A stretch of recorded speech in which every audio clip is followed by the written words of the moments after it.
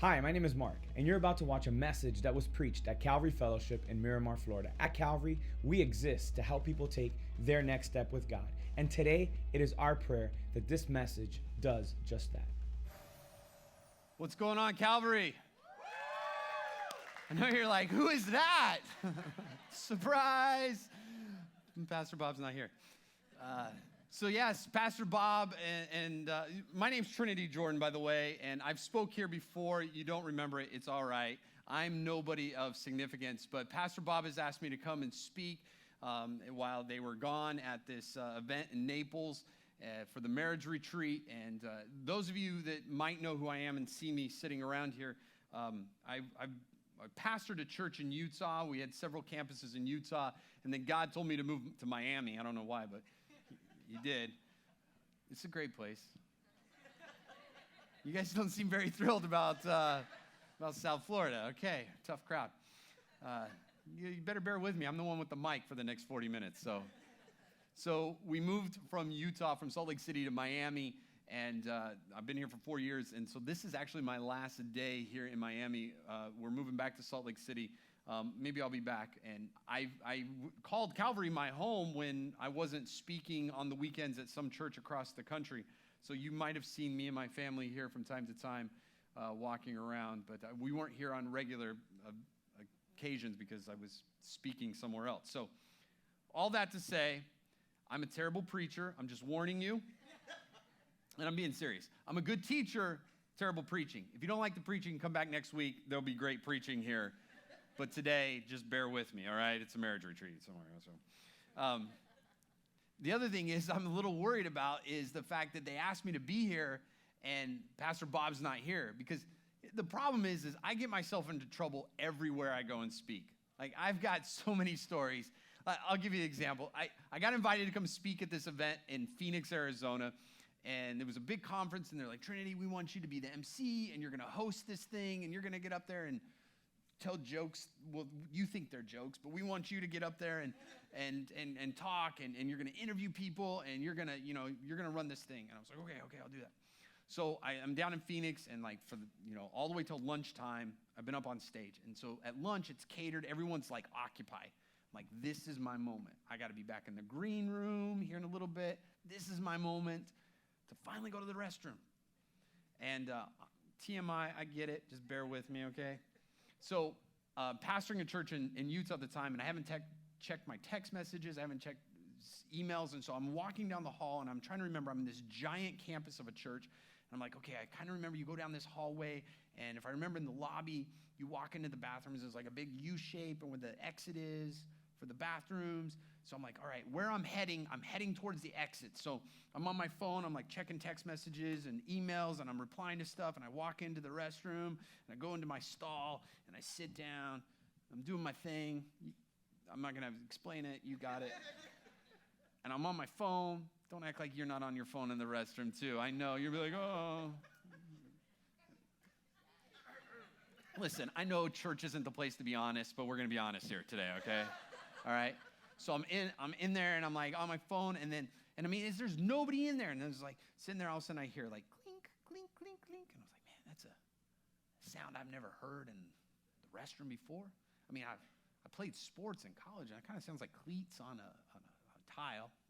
Then I hear, oh, Sally, this is the best like conference ever. I'm like, Sally's in the men's room. What is Sally doing? And then like the door, like I can still like hear tons of people walking in, and I look and I start seeing like women's feet and women's shoes in the like on the stalls out. I'm like, there are women in the men's bathroom. What is going on? I'm hearing noises I don't ever want to hear, like coming from women, like what is going on at this moment, And I'm thinking like if I can see their feet, they can see my feet. I'm in the women's restroom.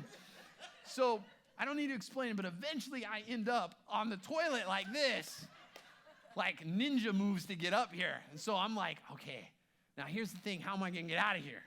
Because it's not like I can like incognito walk out of here. First of all, even if they're like, hey, look, the guy in the bathroom.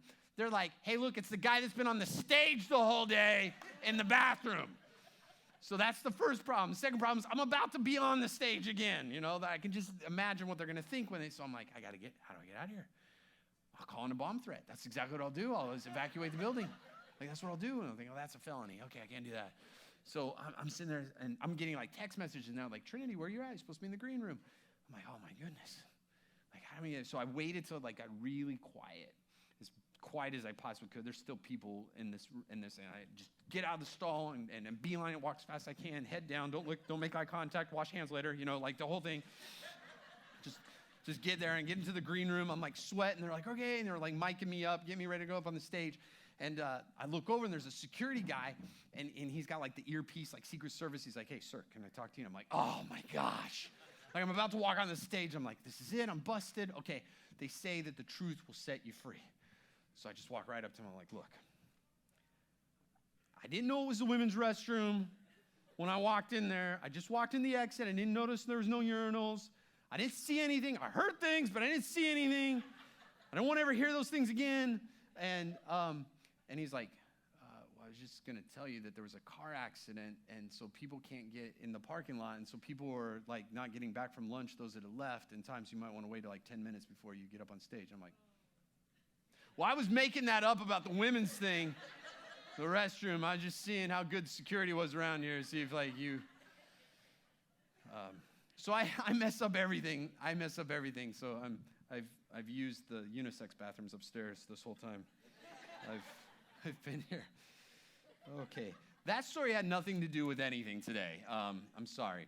So we're going to be in Ecclesiastes chapter 1. And here's where I want to go today. Everybody wants to be successful. I've never met anybody that's you know what? I don't want to be successful. Everybody wants to be successful. And the Bible is going to address success a lot. In fact, right in the middle of our sacred scriptures, we call the Old Testament, there's 5 books of the Bible that we call wisdom literature. And if you want to be successful, this is where you usually go to. In fact, probably somebody's favorite verse, if somebody has a favorite verse from the Bible and it's in the Old Testament, usually comes from these 5 books. And you can take notes on this. I think there's in your outline to keep track of the wisdom literature. The first book is Proverbs. Proverbs is kind of how to find success. It's all these great little sayings. It doesn't matter if you're a businessman, woman, if you're an entrepreneur, if you're stay-at-home spouse, no matter where, you're a student, no matter where you fall in line in things, if you want to be successful, it addresses everything from money to relationships to character. And then there's the book of Psalms, and these are the great songs of, as I like to say, the schizophrenic King David. He didn't write all of them. The reason why I say schizophrenic is because in one song, he's like, I love you, God. You've never left my side. And then the next song, he's like, where are you? Right? I can relate. And then and that's what we've been studying here at Calvary in this sermon series. We've been going through these songs. And I'm going to show you one of the songs that David did not write, but actually his son Solomon wrote. And Solomon wrote 2 of the Psalms. And then the third book of the wisdom literature is the Song of Songs. Oh, what a book. Song of Songs is a book about sex and the celebration of sex. In fact, it's so graphic that the Song of Songs is so graphic that young Hebrew boys were actually forbidden to read it until they got a little bit older. Very graphic celebration of sexuality. And what I realized at saying this is the Bible reading just went up this week at Calvary. People are like, what? Did not know this book existed. Yes, church is fun.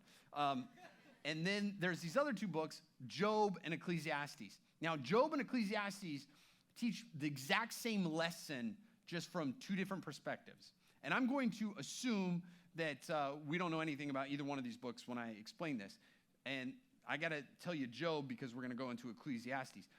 The book of Job, this is what happens in the book of Job. Job, Satan comes to God in Job and says, hey, your people are a mess. And God's like, what? But what about my servant Job?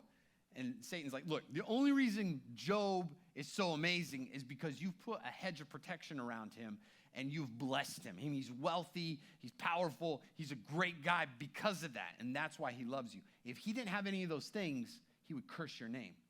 And God says, well, all right, strike him. Take it from him. So what happens in Job is you actually see Job is standing there one day and one of his servants runs up and says, we were raided from the west, and all of your donkeys were stolen, and all of your servants who were watching over the donkeys were killed, except for me. I'm the only one that lived. And while that servant is speaking, another servant runs up and says, look, all of your sheep, fire fell from the sky and burned up all of your sheep and all of your servants that were watching them, except for me. I'm the only one that survived. Now listen, people. When people steal your stuff, that's a bad day. When stuff starts falling out of the sky and destroying your stuff, that's a really bad day. Like you just go home. You drop the mic at that point. You're just like, I'm done. But while that servant is speaking, another servant runs up and says, look, this time we were raided from the east, and all of your camels were stolen. And all of your servants who were watching the camels were killed, except for me. I'm the only one that lived. And while that servant is speaking, another servant runs up and says, all of your kids were eating lunch at your oldest son's house, and the wind blew, knocked the house down, and killed all of your children and grandchildren and in-laws.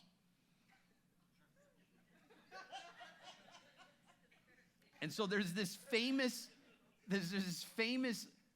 point within Scripture in the book of Job where Job actually tears his clothes, and he says this. He says, naked I came into this world, naked I'm going to leave. The Lord giveth, and the Lord taketh away. Blessed be the name of the Lord. There's this very famous thing. Here's what happens in the book of Job. It infuriates his wife. She's like, what? Curse God and die. And he's like, God, can you give me the camels back and take her? No, I'm just joking. He doesn't say that. I'm sure it crossed his mind, right? Right? Sure. If that's in the Hebrew. You guys didn't. I know Hebrew. No, so here's what happens. So then Satan goes to God and is like, look, the only reason he's still blessing your name and worshiping you is because he's healthy. Like if he took his health, he would curse your name. So God says, okay, strike him. So then he's struck with boils. And so at the very end of the book of Job, Job is sitting there and he's in ashes and he's got boils all over his skin. Dogs are literally licking his wounds. And there's this very famous part there where he's like, there's no hope here on earth. Our only hope is beyond the sun. Okay, so now people who have Job-like experiences, and I'm guessing none of you have had fire fly out of the sky and destroy your stuff, but most of us haven't had those days. But most of us, there's those of us in this room that we've suffered, or we don't have a lot of money, or we've been diseased, or we've had a hard time at life. And here's generally what happens when those things happen to us. We start to go, well, if I had more money, life would be better. If I had that job, life would be better. If I was from there, life would be better. If I wasn't sick and didn't have this ailment, then life would be better. And we start to create this kind of beyond the rainbow kind of idea of what life could be like if our circumstances did not exist, right? Like that's what we do. I do it. I don't know about you. The problem with that is the book of Ecclesiastes. So here's what I'm going to do. I told you I'm a terrible preacher. But hopefully today, by the renewing of our minds and what we see in Ecclesiastes, we'll walk out of here transformed. And we'll gain a little bit of knowledge. And so I'm just going to walk through chapter 1 with you and then show you the psalm that matches up with Ecclesiastes. And hopefully God will do something, okay? So Ecclesiastes chapter 1, verse 1. It's in your notes, but if you have a Bible, turn there too. It says, the words of the preacher. Now, this can be translated teacher, and actually it should be translated teacher in Hebrew. It says, the words of the teacher, the son of David, king in Jerusalem. So who is this that's writing this? This is Solomon. He's the son of the king of Jerusalem. Like he's grown up with tutors and education, and he's powerful, and he's rich, and he has influence, and he has fame. So he's kind of starting off this thing being like, listen, this is who's teaching you this. I'm more famous than you'll ever be. I'm more wealthy than you'll ever be. And I'm smarter than you'll ever be. So listen to me. I'm going to teach you something. That's not me. That's him. Verse 2. It's great. Vanity of vanities, says the teacher. Vanities of vanities. So this word vanity actually in Hebrew is the word meaningless. So he starts off and he says, meaningless, meaningless, meaningless, meaningless. Okay? What's meaningless? At the end of verse 2 it says, Vanity of vanities, says the teacher, vanity of vanities. All is vanity. Talk about a Debbie Downer, right? Like, he's not just saying, like, this thing is kind of meaningless over there. He's saying, everything's meaningless. This is what I'm going to teach you. Everything's meaningless. And you're like, everything? Everything.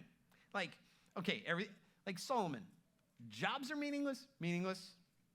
What about pleasure? Meaningless. What about wealth? Meaningless. And I kind of read it and I chuckle a little bit. I just like want to hug him. I'm like, Solomon, it's going to be all right, man. Like, come sit on my couch. Like, let's talk. What happened today? Did your best dog die? You know, like I feel for the guy. But here's what's going to happen. He's going to explain what's meaningless. Look at verse 3.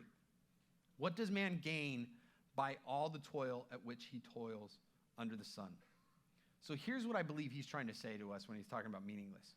He says, for all the work, for all our labor, for all that we do, eventually we're going to die, and this place is going to be the exact same. You and I are going to work. It doesn't matter if we get up at 5 a.m., we get up at 10 a.m. We all die the same. And we all exit this place, and nothing's different. And so everything that we touch, taste, smell, hear, and see, it all stays the same. Now, as believers in Jesus, we have a sixth sense. And I'm going to talk about it later. And it's not seeing dead people, right? Verse 4. A generation goes and a generation comes, but the earth remains forever. The sun rises and the sun goes down and hastens to the place where it rises. The wind blows to the south and goes around to the north. Around and around goes the wind, and on its circuits the wind returns. All streams run to the sea, but the sea is not full. To the place where the streams flow, there they flow again. So here he starts to paint how nature is in this pattern, and how nature, you know, the sun rises, the sun sets. The moon comes up, the moon goes down. All the streams flow into the sea, but the sea isn't completely full because the streams are flowing back to it. He paints this pattern, this circular pattern of nature, and he compares it to our lives. And if we're honest, this is our life. We're running on a treadmill, not really going anywhere. And so we live in this circular silliness of life, and we find ourselves in a life that's somewhat boring and somewhat in a rut. Here's what I mean by that. No matter how hard you work, there's always laundry. Right? It doesn't matter how much you wash it, there's always more. Here's another one, guys, because you're like, what? That stuff. I always joke that when I was in college that my parents had this magic washing machine that I would throw my clothes in the washer, and they would like magically appear folded on my bed later on. It was awesome. I didn't know it was my mom. The lawn being mowed. It always needs to be, it doesn't matter how many times you mow the lawn, it always needs to be mowed. Like, I paid bills this week. I just paid them last month. And he's going to say this, that listen, all of this is just exhausting because it doesn't matter. Now look at this, verse 8. I promise you I'm taking you somewhere. It gets better. And if it doesn't, whatever. Verse 8, all things are full of weariness. A man cannot utter it. The eye is not satisfied with seeing it, nor the ear filled with hearing.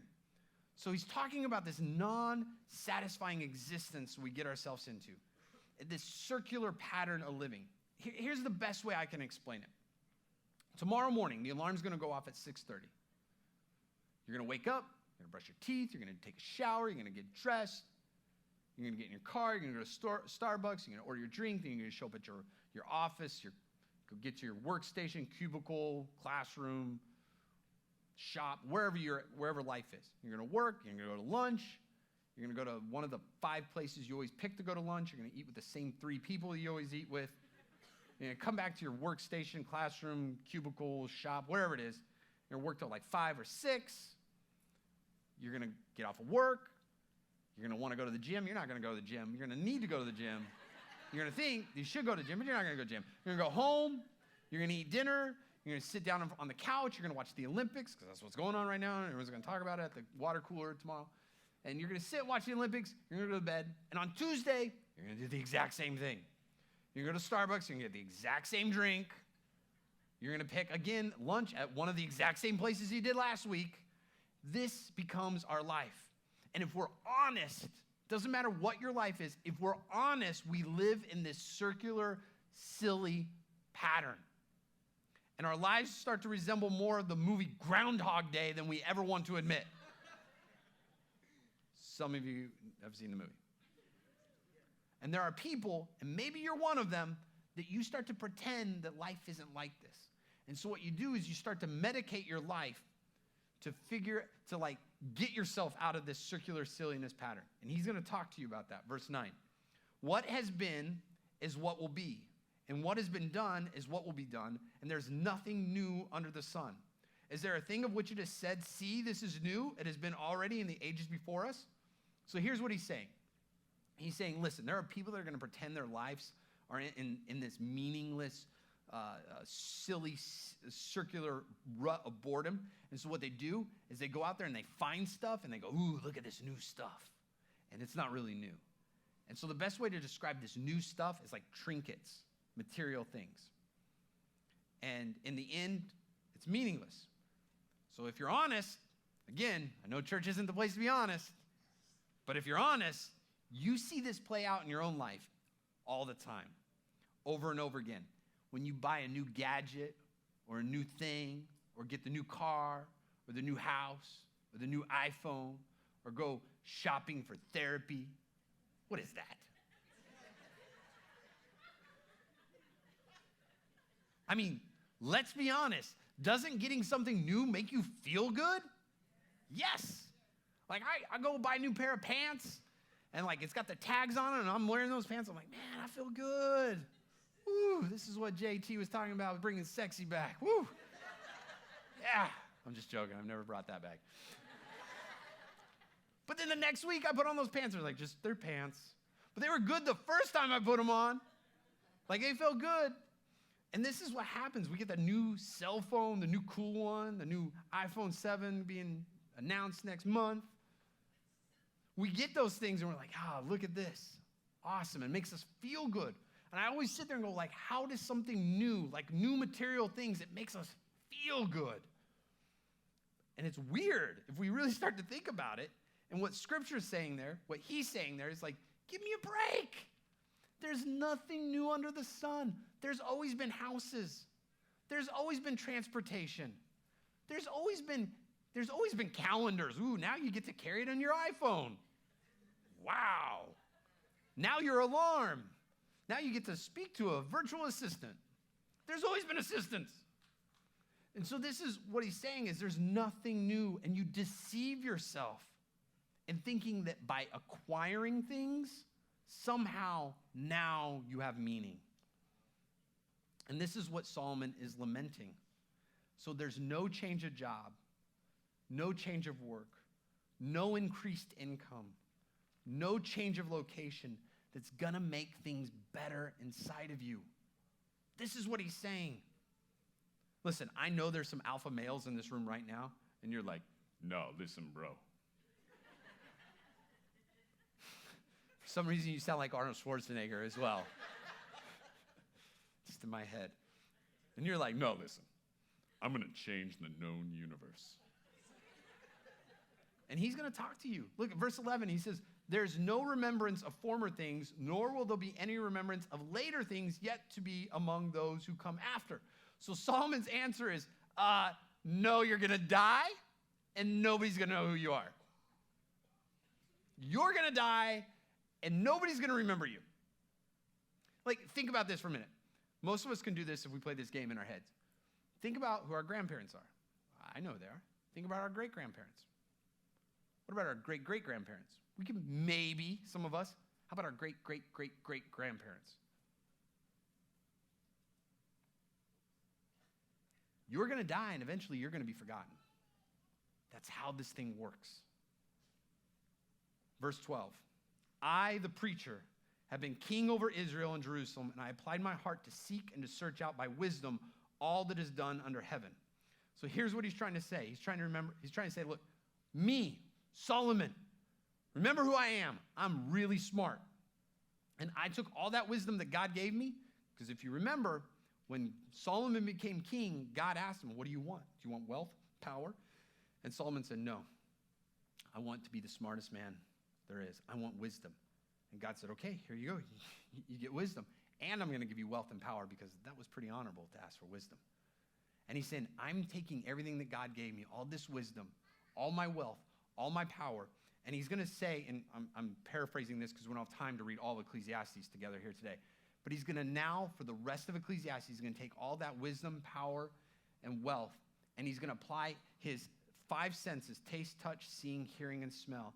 And he's going to apply those things to wealth, power, religion, friends, work, and pleasure. And he's going to say, where is the meaning of life? Where do you find meaning? And when you get to the end, he's going to say, I did all that. There's no meaning in any of this. It's all meaningless. Verse 16, I said in my heart, I've acquired great wisdom, surpassing all who are over Jerusalem before me. And my heart has a great experience of wisdom and knowledge. Basically saying, I'm really smart. In verse 17, he says, and I apply my heart to know wisdom and to know madness and folly, and I perceive that this also is but a striving after the wind. Okay, I'm gonna kind of translate big picture here out of one sentence, so forgive me. I'm breaking all the rules of scholarly translation. Here's what he says here. He says, look, I tried to live the highbrow life. Like, I marbled everything. I encrusted it in gold. I ate caviar. I drank Cristal. I went to the opera. I went to the right clubs because I was wealthy and I was powerful. I played polo. I lived on Star Island. You know, he's like, just saying, like, I did all that. I lived that life. It was meaningless. And then he says, look, and then I decided, well, I'm going to get some redneck brothers of mine and hang out with them, and we're going to burn stuff and drink Old Milwaukee and play horseshoes and eat macaroni and cheese. I don't know. I'm just making this up here. Don't shoot me. And he said, I lived that life, the simple life. And it was meaningless. And so here's what he's trying to do here, because if we're honest, this is what these two groups do. Those with wealth go, man, if I could just make life simpler, it'd be easier. And he says to them, look, I've lived the simple life. It's meaningless. And those that live the simple life are like, listen, if I just had money, like if I just had the Bentley, whew, if I just could buy the private jet, whew. And he's like, I've had the private jet. It's meaningless. Both sides always look to the other and think that somehow there's meaning in one or the other. And he's saying, listen, I've had both, and they're both lame. Now, here's where we are in the message right now. You're probably going, I thought church was supposed to be a happy place. I thought this place was a place to find hope. Some of you aren't bothered at all. Some of you are like, I am using this for ammo this week. Like, there's some of you in here like, I'm not doing the laundry. It's meaningless. Done. You're dropping the mic. You're out. Some of you are like, this is my favorite. I'm reading Ecclesiastes. Some of you are still hung up on Song of Songs, but I know there are some of you in this room, you're like, this is horrible. Like, we were having a good morning. Me and my husband, we got up and we were feeling good, and we had breakfast, and we're talking about how things are coming together, and we got to church, and it's like, hey, welcome to church. Everything stinks. Everything's meaningless. But there's something that's happening here. And here's where I hope we're getting to. Are you ready to honestly evaluate life under the sun? Like, are you really ready to look at your life and see if there's real meaning or lack thereof? Because until you're ready to evaluate your life, you're going to be stuck on the treadmill. But if you'll finally stop long enough to look, you're going to come to the same conclusion that Solomon is. Solomon, at the beginning of all this, says, I took my 5 senses and applied it to everything on this earth. There's no meaning. But in order for there to have meaning, there has to be development of a sixth sense.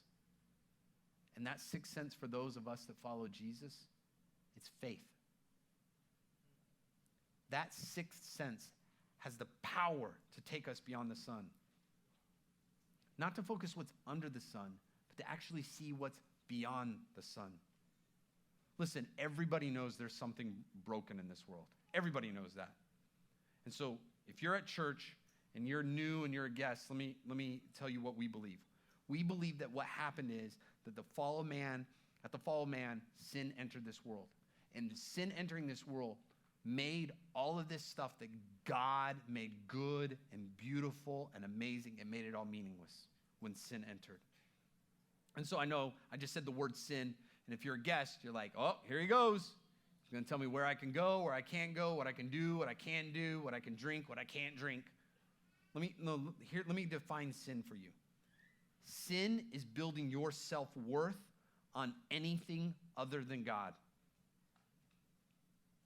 Because when you take a good thing, remember those 6 things we mentioned: religion, power, wealth, pleasure, friends, and work. They're good things. They're not intrinsically evil, but they're good things. But when you take a good thing and you make it an ultimate thing, it's absolutely going to run you into the ground. Like, let me give you an example. Wealth. You could spend your whole life trying to be wealthy, acquiring wealth. There's nothing wrong with wealth. But if it becomes the ultimate thing, you're going to work 15 hours a day to accumulate a massive fortune, to have a house you never get to spend any time in, and at the end of the day, you're going to die, someone's going to paint you up like a clown, and they're going to put you in a box. And I know it sounds crass, but it's absolutely true. It's what's going to happen. It's meaningless if we don't have the sixth sense that brings meaning to it. And so this circular silliness that we find ourselves caught up in, it needs someone from beyond the sun to bring meaning to it. And so this is what we believe as followers of Jesus, that Jesus came here. In fact, he says this in John 10:10. He actually says why he came. He says, I came that they might have life and have it abundantly. Like, what he's saying is, you're living life and you're breathing, but you're really not living. You really have no meaning in your life without me. So all of a sudden, when we have faith, when we let God into our lives, when we start living for God, now these things that he's created all of a sudden have meaning behind them. Like, money can just be money. Like, it no longer becomes our master. And we don't have to have a social status. And so we can give it away or we can buy a house. It doesn't own us. Christ removes the vanity of the soul and brings about purpose that you and I are literally dying for. Now we're doing a sermon series on the Psalms. I'm going to show you this. Psalms 127. It's 4 verses. I'm going to show you the first 2 verses. One of the 2 Psalms that Solomon wrote. If you read it, you're like, oh my goodness, he's just echoing what he was talking about in Ecclesiastes. It says, unless the Lord builds the house, those who build it labor in vain. Unless the Lord watches over the city, the watchman stays awake in vain. It is in vain that you rise up early and go late to rest, eating the bread of anxious toil, for he gives to his beloved sleep. Solomon saying, look, life is meaningless if you do it without God. That job's just the job, and you're going to be circular treadmill, running like big sweaty guy at the gym, and you got nowhere. Heart rate went up, but you got nowhere. But when you live for God, when you have God in your life, that job's not a job anymore. There's meaning behind it. Those relationships aren't just relationships anymore. There's meaning behind it. Money doesn't control you. There's meaning behind it. You can give it away or whatever. It's not what you're striving for. Our only hope is beyond the sun. Let's pray. Dear Heavenly Father, I pray for all of us in this room, God, that we would evaluate our lives, that we would honestly evaluate and say, God, is there meaning? Or am I just stuck in this circular rut, this pattern? Has my pattern, has my rut, has my life faded away into nothingness because it's not for you?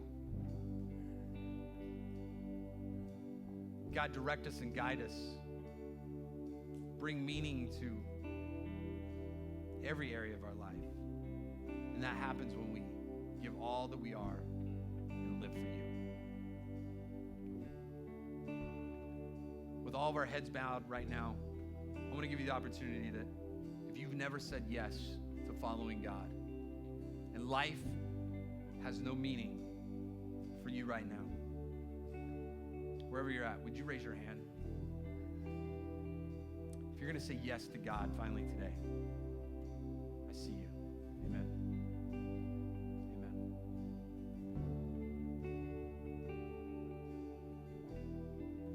Let's do this as a group. Let's all pray together. Some of our brothers and sisters around the room have said yes to God for the first time. Would you repeat after me? Dear Heavenly Father, I accept you into my heart. I accept you into my life. I will follow you all the days of my life. Be my God. Be my Savior. I pray this in the name of Jesus Christ. Amen. Amen, church. Amen. Will you rise with me? Stand. Listen, church, I know we walked in with a Debbie Downer. Meaningless, meaningless is all meaningless. But here's the great thing, and here's where we end. There is hope, and you know the hope. You know the truth. We have meaning in this life, and we get to go live this. And our jobs don't become circular, silly patterns. They become missions that we live. We get to do this. We are the people of God. We are plan A. There is no plan B. Go from this place and bless this world that we live in. Be the people of God. Amen. If you enjoyed the message, if today you want to take your next step with God and give your life to Jesus, we have a free gift for you. All you got to do is go to mycalvary.com/begin. I also want to encourage you, share this message with your friends and your family, and also follow us on Facebook and Instagram. From all of us at Calvary, God bless you.